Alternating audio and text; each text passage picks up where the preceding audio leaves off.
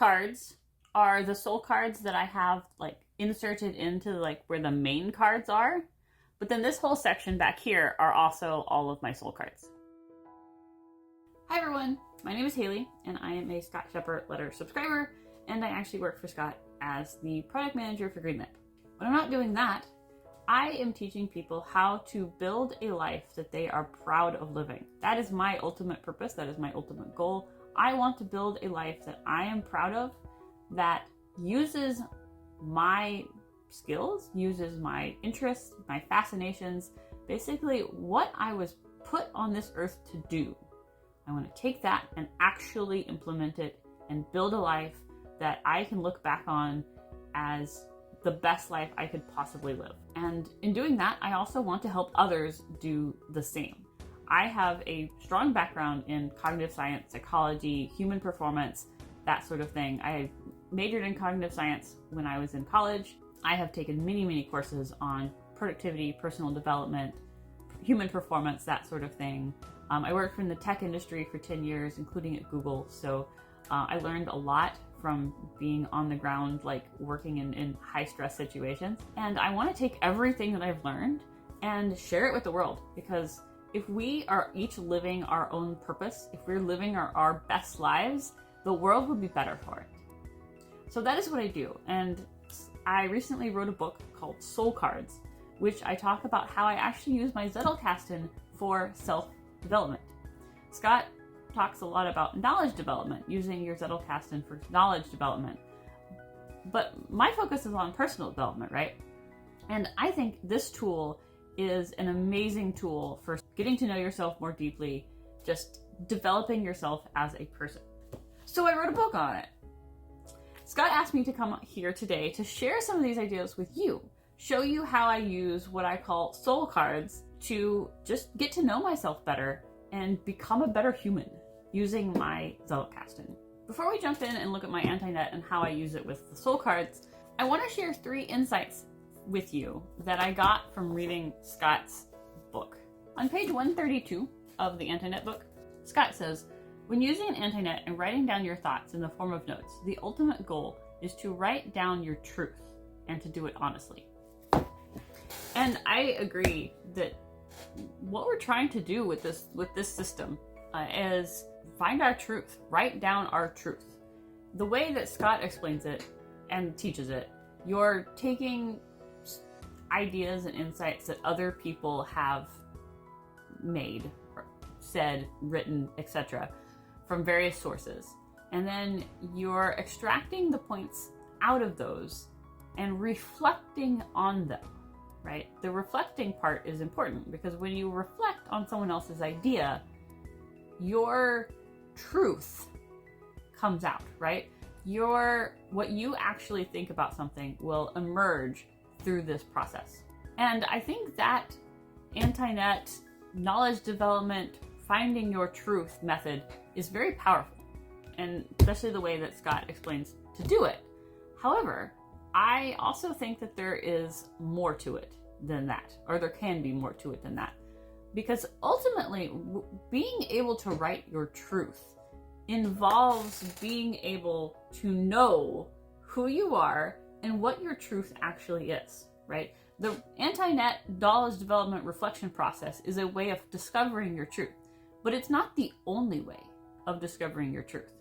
And when you take some of these other methods and combine them with knowledge development, you actually get something more powerful. You actually get to know yourself more deeply. You can start going down the process of really finding your purpose and what it means for you to be alive. And to me, that's what it means to find your truth and to write your truth. So a lot of these methods that I have been experimenting with on personal growth, especially when it relates to like cards and Antinet, is really just another way of being able to find and write down my truth. The second insight that I got from Scott's book is on the idea of following your fascination. And following your fascination is very similar to this idea of like writing your truth, right? But when you're using your Antinet and you're following your fascination, when something catches your attention, and you dive into a particular source and you start making cards and you start developing your knowledge on things that you are like super interested in. The Antinet actually gives you a vehicle for coincidences, right? You have cards from various sources. They have different ideas. They have your reflections. Sometimes they'll go next to each other and you will see two completely different ideas and it will spark something magical, right? Having that insight moment, right? Those insightful moments of like light bulb, those coincidences that come out of the Antinet are very powerful. Those moments are very powerful. And my personal philosophy is that life is guiding me towards a purpose, and being able to increase the number of coincidences and the number of just these spontaneous serendipity moments in life will help you understand your purpose and your reason for being here and yourself a lot better. Personally, in the stuff that I teach, I talk about something called life threads, which are these places where your interests recur throughout your life. And that's like 100% in line with this idea of following your fascination. Some of these things that you're fascinated with will repeat. They will be in your life throughout your life until you follow them, right? And by following them, you open yourself up to a different method of being. You open yourself up to your purpose, right? You open yourself up to something magical happening. And I think the Antinet is a wonderful tool for increasing that and giving life a chance for more serendipity and to lead you in a particular direction. And that is especially true when you start adding things to it beyond just knowledge development. Insight number 3, before I move on to actually showing you my Antinet, on page 148 of the Antinet book, Scott talks about the ghost in the Antinet. He says, when working with the Antinet, you begin communicating with yourself in a unique fashion. Instead of the internal monologue, you begin to experience something called the internal dialogue. And basically, what Scott's referring to is your ability to communicate with your past self in the form of the cards in the Antinet. However, in a lot of the past stuff I have been doing, I have gotten really into something called internal family systems therapy. And internal family systems actually is a method of looking at the mind where you have different voices going on inside your head. So your thoughts that sound to you normally like an internal monologue are in fact multiple voices. And what IFS therapy does is it teaches you a method of communicating between voices. So it's a method of inside your own head, converting your thoughts from an internal monologue, which are a bunch of blended voices, to an internal dialogue between those voices. And when you can do that, this is how you really get to know yourself better. Depending on what those voices are doing and what they're saying to you, you can actually communicate with the voices. You can mediate between voices. And for those of you, side note, who are like, what in the world are you talking about when you say different voices? Have you ever wanted two things that were like completely opposite at the same time? For example, have you ever wanted to go out and be social, say on a Friday night, but also at the same time really wanted to stay in and watch Netflix? Just cozy up on the couch by yourself and binge watch something? Two ideas. Conflicting, but you want both of them, right? That is an example of two voices. One voice wants to go out, one voice wants to stay in. So that's kind of what I'm talking about here. You have two different lines of thought. So yeah, if you take this idea of the voices in your head and the ability to create an internal dialogue through something like IFS, or through the journal technique that I teach in my book, which is called Flow of Consciousness Free Writing, which is basically another method of hearing the different voices and sparking that internal dialogue. Not only do you have the like externally represented internal dialogue with the knowledge in your Antinet, if you start adding in the different voices as cards into the Antinet, that is extremely powerful. That is when you really start fully getting to know yourself and your truth at a deeper level. So that's why I wrote the book. That's why I've been doing all of this work trying to develop these methods and test them out. So let's dive in. Let me actually show you what I'm talking about. All right, so I'm just gonna grab a chunk of my Antinet. This part actually includes the soul card section, which is this section in the back here. The part that doesn't have the blue is my soul cards. And then actually there's a few soul cards in the front, which is these pink ones, but I won't explain those today. I can do another video or something. I want to talk about the ones in the back. And the way that this method works, as I mentioned, I teach something called flow of consciousness free writing. And I'm not going to go into detail about what that is here. If you are interested, the link to my book is below.